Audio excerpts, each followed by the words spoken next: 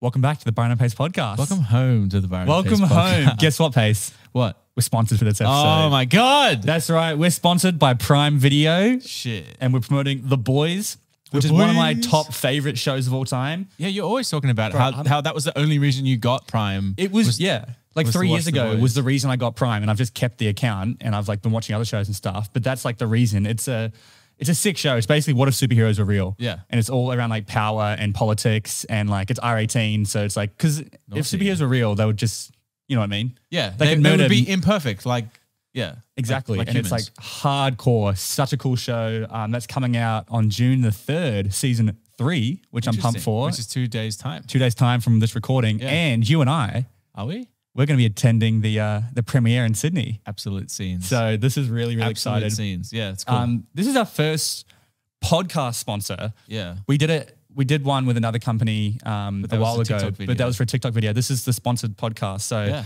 big shout out to Prime Video and The Boys. I'm pumped for season 3. I should watch it with you because I really want to get you into it. It's awesome. All right, cool. Done. But more exciting news for the podcast. Ooh.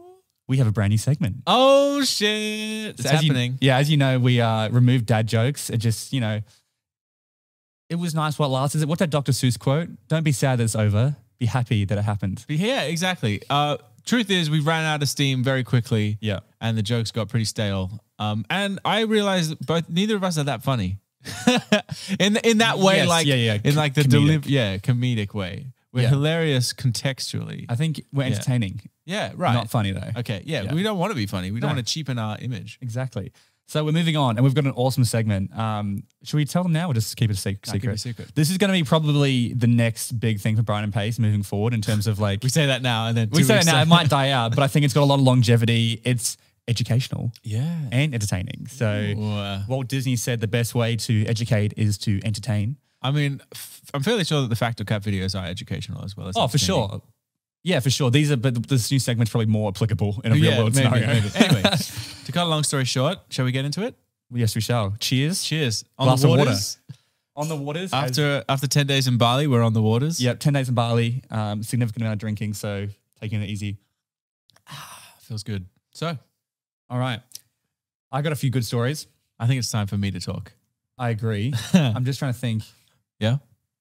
In orders. Okay, cool. All right. Okay, I got a good one to start with. Yeah, ladies first. Did you know Matthew McConaughey's dad died while banging his mum? Yes. So I knew this. It's in his book. So in his book, Green Lights, McConaughey writes, I couldn't believe it. He was my dad. Nobody or nothing could kill him except for mum. He always told me and my brothers, boys, when I go, I'm going to be making love to your mother. And that's what happened. He had a heart attack as he climaxed. That's true. I've read it in his book. How good. That's awesome. Yeah, I remember he's saying that's the only way he would go. Yeah. That's amazing. That's so funny. Like top 10 ways to die, that's got to be up there. For sure. Number 1? Top 5. Doing your wife, like the woman that you love. Yeah. Like, I mean, I guess it's pretty traumatic for her. Yeah, sure. But apparently she insisted that they take him.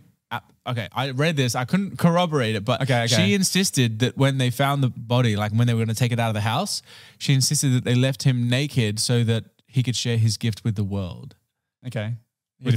Was he well endowed? Well, one would assume, unless he had a really tight butthole or something. True.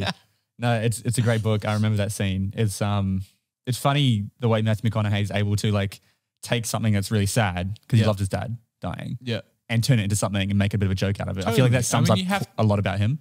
But also, it's one of those things, if you didn't laugh, you'd cry. Exactly. So like you may as well find the humor in it. It's a good one. Yeah. It's a good one. Yeah. I have a really intense one. I don't know when to put it in because it's not funny, but it's just like... Yeah. It's we just had a funny one, so maybe now's a good opportunity. All right, well, let's do it. This is a fair warning to anyone. Okay. This is it a trigger warning or is it... No, not...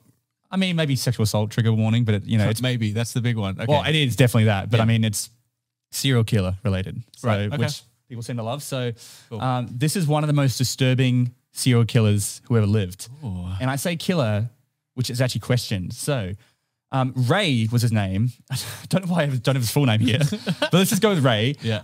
What he did is he soundproofed a semi-trailer, which he called his toy box, and equipped it with items used for sexual torture. He would kidnap between 5 and 6 women a year, holding each of them captive for around 3 to 4 months. Oh my God. No. During this period, he would torture his victims with whips, chains, pulleys, straps, clamps, leg spreaders, surgical blades, electric shock machines, and saws. A mirror was mounted in the ceiling above the table to which he strapped his victims in so they could watch it happen. Ray also put his victims in a wooden contraption and bent them over, here's the worst part, and immobilized them where he would have his dogs and sometimes his friends rape them. Fuck's sake. Why? This is intense.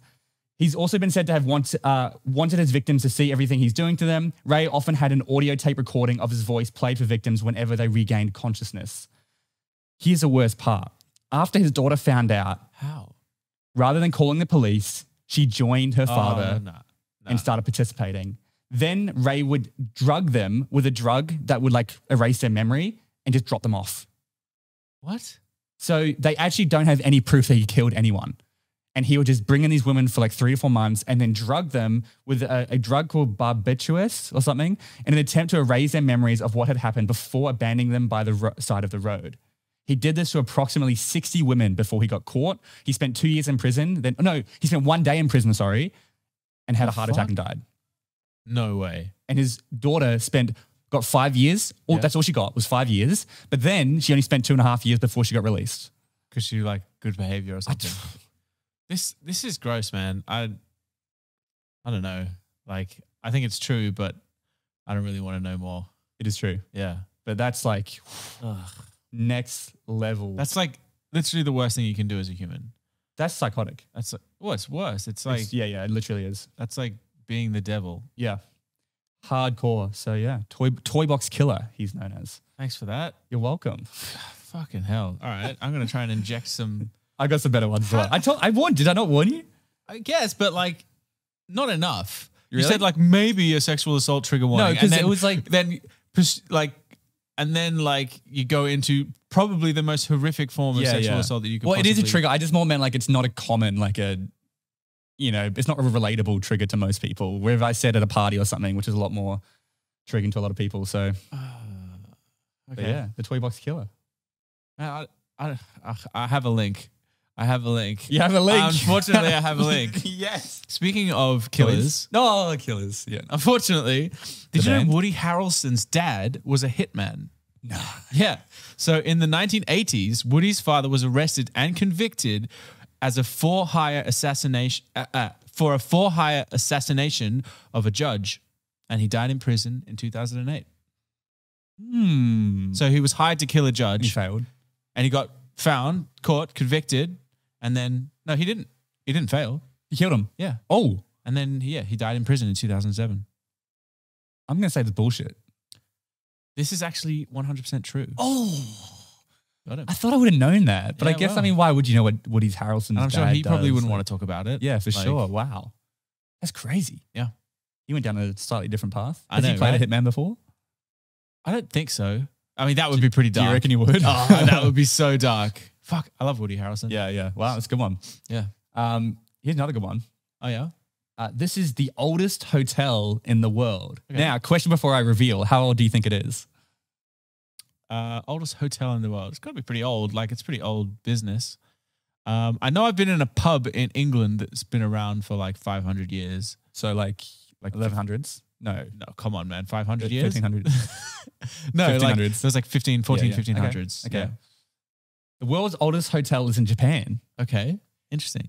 Nishima Onsen Kenaken Hotel in Yamashina has been operating since 705 CE and has been run by the same family for 52 generations. Fuck. 52. Is this one of those bullshit things where they adopt an adult so that it's in the same family? Like we did the last episode? Yeah. I don't think so. I think this is genuine. Wow.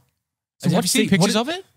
There are pictures. What's CE? Cool? Like what's CE, just to clarify? Like, well, you should have found this out because there's AD and BC. Right. What the fuck's CE? You don't know. Hold on, let me look it up. 705 What CE. is CE? Where does 705 CE? Years.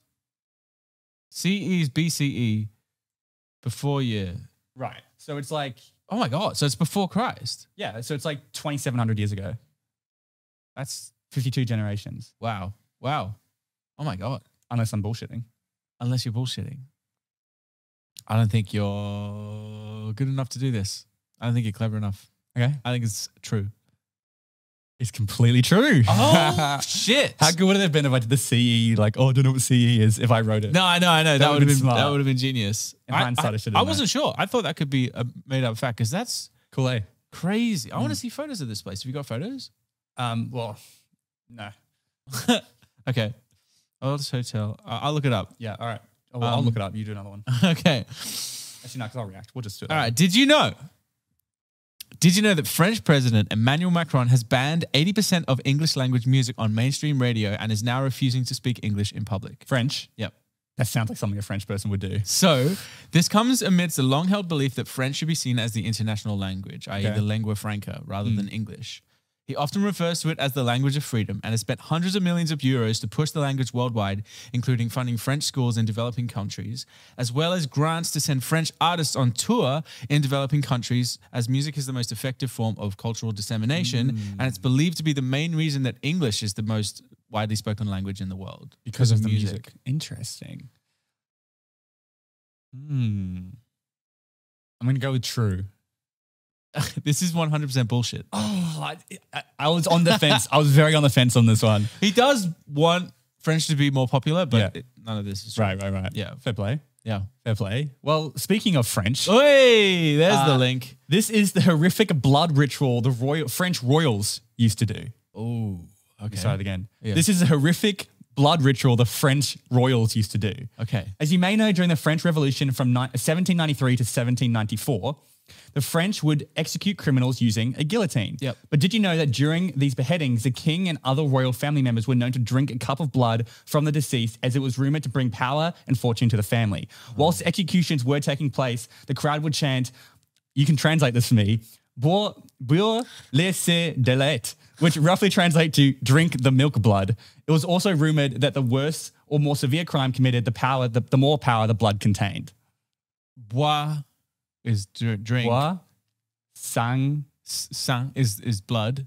De lait. De lait. Yeah, de lait is milk. Of milk. Yeah. Don't drink blood. drink the milk blood. Yeah. Wow. Okay. I think it's complete bullshit. You think it's bullshit? Yeah. It's complete bullshit? Yeah. Zach Rourke has sent this in. Oh, Zachy Rourke. Zachy Rourke. Good one though. Yeah, nice I appreciate it. But I don't know. You've got pace on French history, I feel like I would have heard that if I lived in France. It's also for 3 one of his years. strong suits. Yeah. That probably would have fooled me though. If you did that to me, I would have been a fucking sucker. Yeah. Well, Zach, you got to pick your audience. Yeah, you do. Good one though. Fair play. All right. Keeping it light. Like French drinking blood. Did you know Taylor Swift keeps a framed photo of Kanye West interrupting her at the MTV Awards in her house? So apparently it was spotted by a Vanity Fair journalist in her Nashville penthouse, but she has the moment that she was interrupted. Right. Like, I'm going to let you finish, as like a keepsake in her house. I feel like this is a very easy one to make up. There's very little detail. Right. I'm going to say bullshit. It's 100% true. Oh my God. You could have added a bit more to the story. A bit more information, perhaps. Well, it's such an easy story to make up. But like, how good is that? As if he wouldn't. Like, yeah, for sure. Yeah. Like, shows she has. Do you reckon Chris Rock as Will Smith? Like hung up on his. Just like. I hope so. That would be amazing. I've got no link here. But did you hear that Ewan McGregor didn't want to play Obi-Wan in the latest Star Wars series? I'm listening. Obi-Wan Kenobi has just come out and fans are ecstatic to see Ewan reprising his old role. Yeah. However, he wasn't as excited to step back into the Jedi robes. Ooh. Quoting, after all that effort and all the excitement of being cast as Obi-Wan Kenobi in the first place 20 years ago, to be stepping in the shoes of Guinness, who played Ben Kenobi, and to be going into that big world of Star Wars and then to get such a bad reaction, it was very hard. It had a huge toll on his mental health. I don't even remember when the prequels came out, everyone slammed them. Like, wait. What? Oh, yeah. As in like the The Phantom Menace and stuff like that. People like slammed it. Everyone loved Obi-Wan Kenobi. But this was, as he points out, this was a time before the internet and they only saw what the critics were saying and the whole movies were getting slammed. Right, okay. I'm saying how much the original films affected his mental health as they were continually slammed by critics. He was apprehensive to put himself back into that position. However, after a conversation with Hayden Christensen, who plays Anakin, he managed to convince him to join the crew as it just wouldn't be a series without him. Do I believe you? Do I believe you? It's super interesting because there are some amazing characters in those first 3 films. Yeah, I know. But there's also some shocking, I think this is bullshit. You think it's bullshit? I think it's bullshit because I think I know you. This is complete bullshit. Well done. Yeah, it is. Yeah, it is. I have no, maybe it could be true, but I just made it up on the spot. Maybe. But nah, it's such an iconic role for him. He's one of the best parts about prequels. Yeah, he's so good as Obi-Wan. Yeah. So good. He's hands down, if not the best part about the prequels, one might say. You could argue, yeah. He's phenomenal. So I've seen the first 2 episodes. Look, I hope it gets better. Here's what I'll say. No. It's good. It's fine. It's just... You're going to let me catch up. Yeah, I'll let you catch up. It's just like... cheap. It just seems cheap. It just seems a little bit cheap. But like, no, it's cool seeing him. It's cool seeing some stuff. But I've got to establish the grounds. You know, I've got to get it going. But I'm just hoping it gets better. It's not bad. I wouldn't say it's great though. It's not a Prime. No. Well, of course it's not Prime. No, of course not. No, it's Disney. It's not Prime Video. All right, good. I just didn't want to trash talk Prime Video. No, of course not. Of course not. We love Prime Video. Yeah. Hashtag the boys. That's it. You got any more? I've got no more. I'm very much looking forward to the next section. So this next section is called The Gods of Conversation. No, you idiot. Wait, let's try that again. This next section is called The Gods of Conversation. Keeping you up to date with what's happening worldwide so you sound smart even though you're not. Something that I've noticed is people... when you're in a conversation, if they're talking about what's happening in China or what's happening in the US or just like historical stuff or stuff around the economy, they just seem smarter. They sound smarter, even if no one can like refute anything that they're saying. Yeah, but doesn't mean they are smarter. They've just read the news. So what Pace and I have done is collected some of the hottest news worldwide, snippets that are going on to help make you sound more intelligent in your next conversation. We're not going to get into the details. No one wants to know the details. We're going to give you what you need to impress your friends and family. Just all you need to know that's happening around the world. So I'm very excited. I've got a bunch of really cool articles. I think you've done better in preparation than I have, but we'll see. Okay. We'll see. Who wants to go first? I think you want to go first. All right, this is an easy one. Something you might not have known, but celebrations at midnight as Shanghai reopens after a draconic 2-month COVID-19 lockdown. I know. Another one. Did you know that someone was still doing lockdown in 2022? Like we just went to Bali. There's no masks, no I nothing. Thought about COVID for ages. Yeah. And so, following 2 months of frustration, despair, and economic loss, Shanghai's draconian COVID-19 lockdown is largely over, releasing 25 million residents who can now freely leave the home and return to work. Yeah, there you go. Crazy. So someone was still in lockdown until yesterday. You just forget, don't you? That's so sickening. You just forget. Well, I guess the other thing that you could say if you wanted to sound smart is you were like, I saw this article like, Xi Jinping in controlling coronavirus has severely damaged the Chinese economy. And they're apparently really struggling because they still have like really draconian measures in place, even though like it's 3 years on now? Exactly. And COVID always comes up in conversation. So you can pull up, well, I don't know if you heard, but Shanghai just got out of COVID. Oh, really? How'd you hear that? Yeah. 2 months I've spent, 25 million people. Now there are still some restrictions still in place with residents required to wear masks and public and restaurant dining has been banned. And they will have to be tested. So my God. They have to be tested every 72 hours to take public transport and enter public venues. Oh my God. That's crazy. That's a good fact, actually. That's a good one. So there you go. Because if someone else is like, well, Shanghai's out of lockdown, well, you can be like, well, actually, sort of. It's worse than it ever was here. But there you go. Australia. Now, look, I'm not going to make any judgments because when we were in lockdown, everyone was making fun of us, but we managed to bring deaths way down. Yeah, we're not here to share opinions. No. We're just here to share. This isn't opinions. Yeah. It's just the facts. Like every news article says. Did you know that Russia has now cut off gas to the Netherlands, Denmark, and Germany? I did hear that actually in my research. How crazy is that though? Yes. To think that like the power could just go out or like your gas burner could just not work anymore because someone turned the tap off in a different country. Yeah, I mean, the economic impacts of the Russian war has been very interesting. Like, I don't know if you saw so many companies were like pulling out of Russia and now they're just coming straight back in as like the hype of the war has kind of died down a little bit. We were talking to actually two Russian people in Bali, and they're obviously very sympathetic to the Ukrainian side of things. They don't want conflict. That's why they're away That's probably why they're away from Russia. But they were saying that like McDonald's and stuff, they all left in like a big, media fanfare because of the war, but they've all just come back with different names. Yeah. And it's doesn't it sum up corporations? Yeah. They do everything purely for money, as in like image. It's like when like all these companies were going LGBTQ friendly, putting flags. It's like, but why don't you have any LGBT people in your company? Totally. It's like they just want to look like they're doing stuff. So, all right, how can you sound smart about this? You can be like, well, one of the interesting things is that Germany relies like so heavily on Russia for its gas. Right. Like, when you say gas, you mean petrol? It's gas pipelines. So like actual gas is in like the compound. Well, yeah. I mean, I don't know whether it's delivered in liquid form, but it's fuel. Because Americans call petrol gas. Yeah, I know. How confusing is that? Yeah, that's why I'm getting confused here. Oh, I'm confused. I'm pretty sure it's petrol.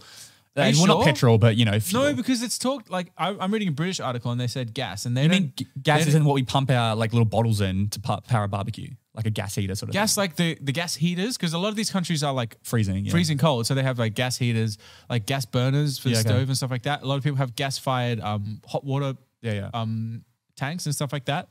So it's like it's a big deal. Yeah, it's a big deal. Apparently, they reckon they can like Netherlands, Denmark, and Germany reckon they can last until the end of the year with like getting gas from different places rather than from Russia. But like as a long-term issue, that's crazy.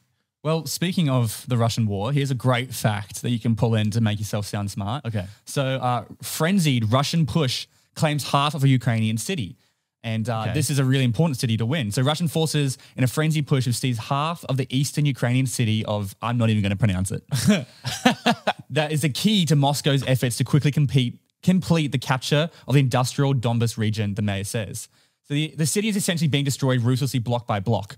So Russians have managed to take over. It feels like the Russian news has really died quite a bit, at least for me. Yeah.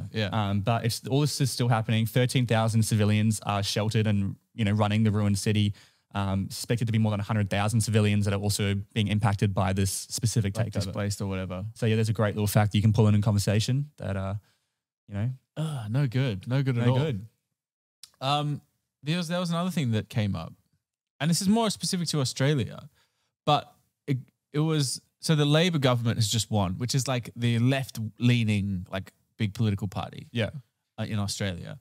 And they just scraped through with a majority government. So the interesting conversation here is that like, if they'd had a minority government, then the Greens and the Independents would have had more power, which you could argue, depending on how you think, would have been a better result because the Independents are the people calling for like independent corruption committees, more action on climate change, more transparency between big business and how they fund political parties and stuff like that.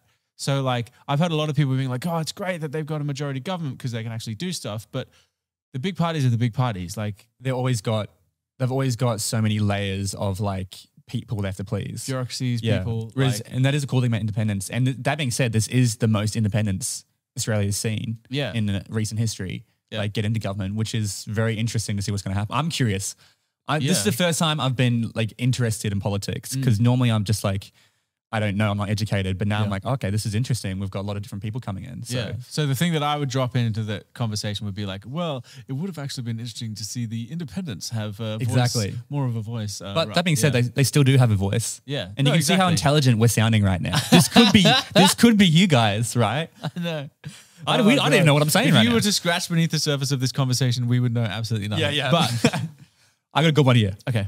So Biden says Ardern's leadership is critical as US tackles mass shootings. So Jacinda Ardern. Yes. So US President Joe Biden has enlisted the help of New Zealand Prime Minister Jacinda Ardern as he attempts to tackle the gun violence and an online-fueled extremism after this month's mass shooting in Buffalo, Texas. Yeah. As America mourns the victims of the attacks, Biden met with Ardern at the White House on Wednesday to discuss the tragedies along with climate change, Russia's invasion of Ukraine, and the rise of China in the Indo-Pacific. Mm-hmm. Which is really cool because New Zealand is tiny. Yeah. Like, I feel like New Zealand punches above its weight in terms of like news and how much people hear about it. Mainly because of the Lord of the Rings films. Yeah, and like the rugby or something. Yeah. But it's like it's 4 million people. It's crazy. It's tiny. We're talking about the size of Sydney, one city. Wow.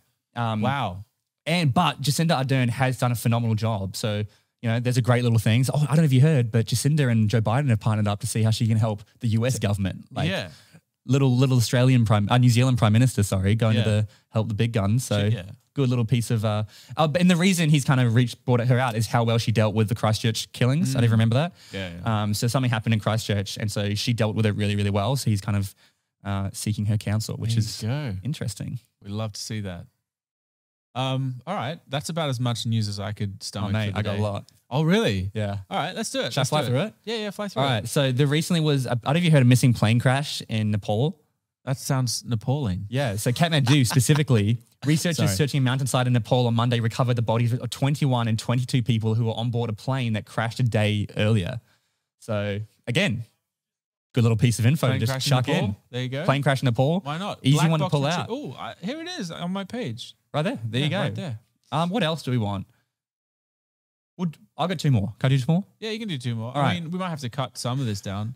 But well, after the horrific killings in Texas leading on to that, Canada is capping the number of handguns in the country as part of a crackdown on firearms. So the Canadian government has introduced a draft legislation that will put a freeze on importing, buying or selling handguns.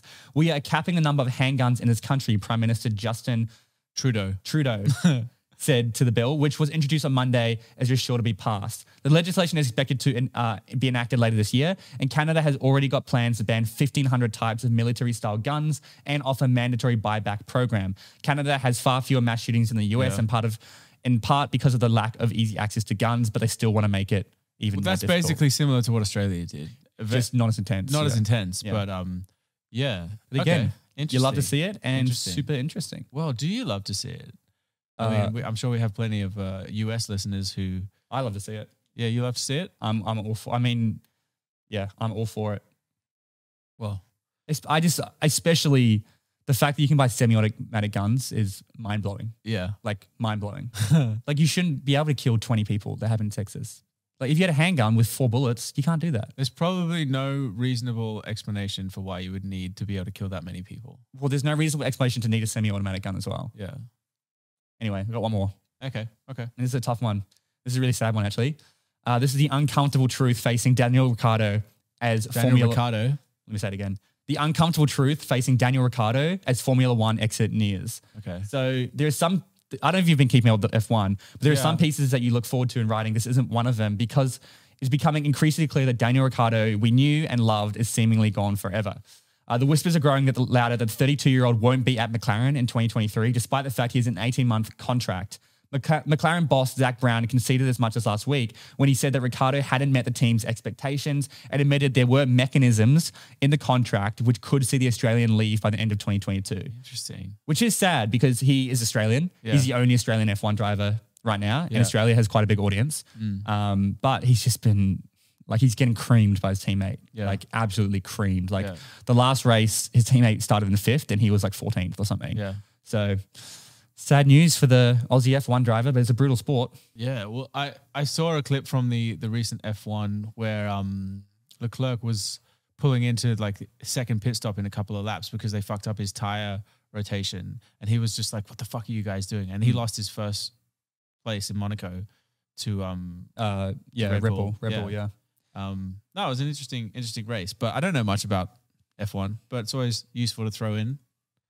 F1 is one of those things that, like, I feel like the people that talk about F1 are, like, always super impressed if you also I was about to say, this is actually a really good one to make yourself sound smarter because F1's getting really popular right now, and if you know nothing about it, you can't fit in, but if you have one piece of information, just be like, so what are your thoughts? If you just jump I don't think Daniel Ricciardo is going to be with McLaren in 2023. Bang. Yeah. And they'll keep talking and they'll have the like idea that you were involved, even though all you did was plug that little seed. Another conversation tip, which I know Byron is big on, get people talking about themselves. Yeah.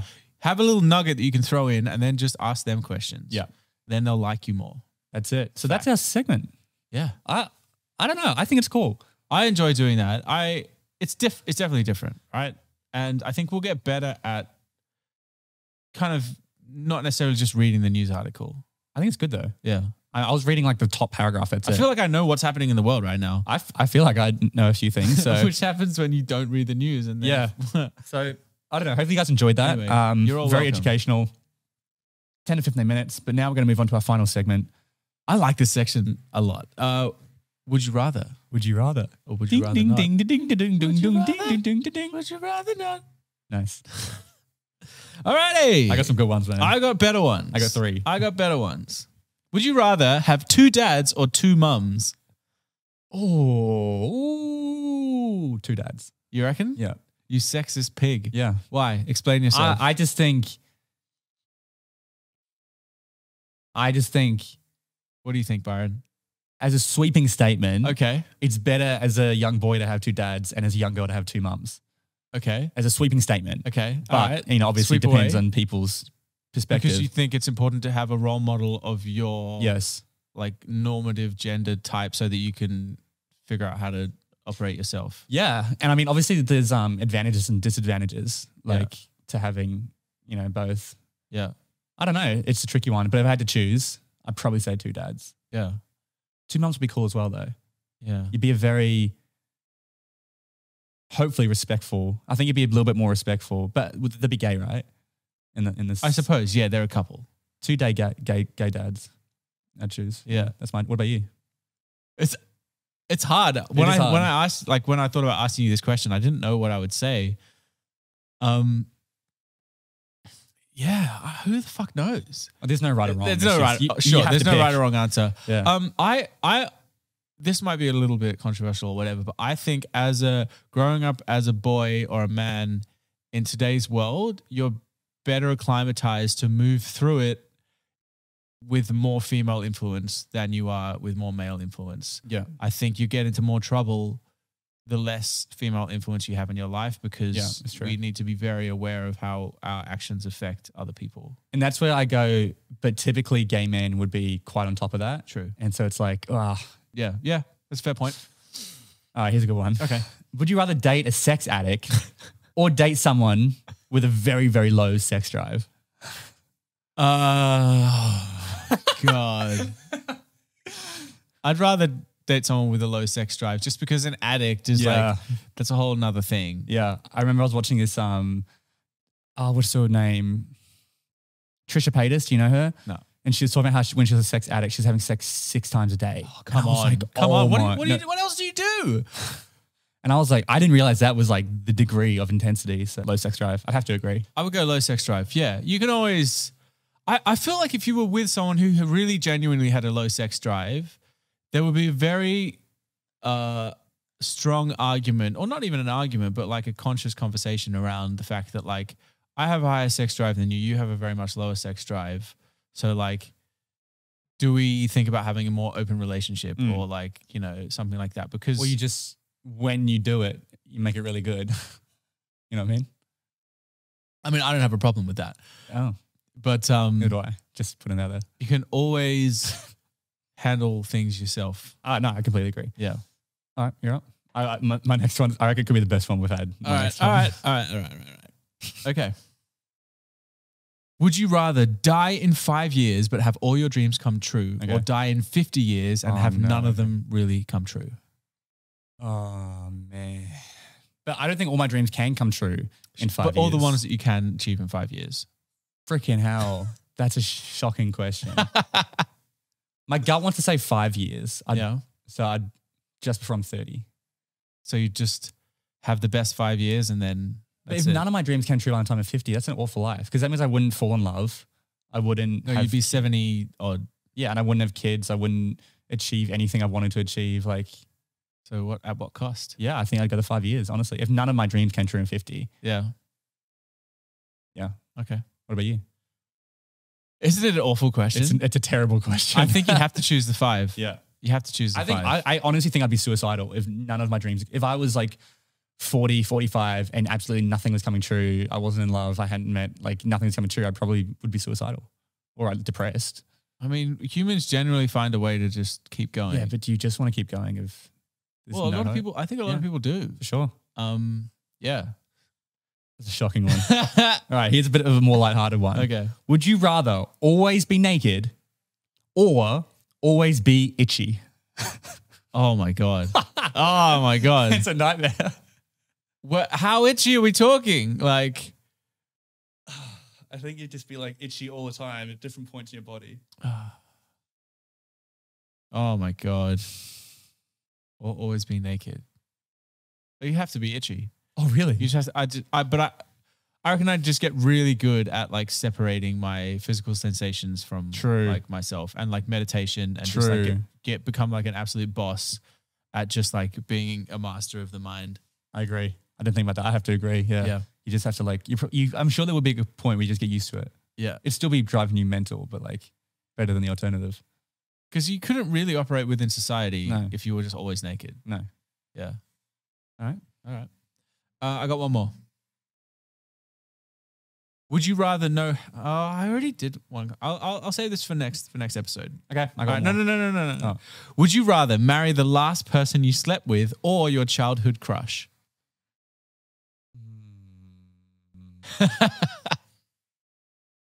Childhood crush. Yeah? Yeah. Interesting. Yeah. Do you know where they are now, what they're doing? I could find out, I think. Yeah. Yeah. You think they're pretty all right sort? I mean, it's not ideal, but like the alternative. Okay.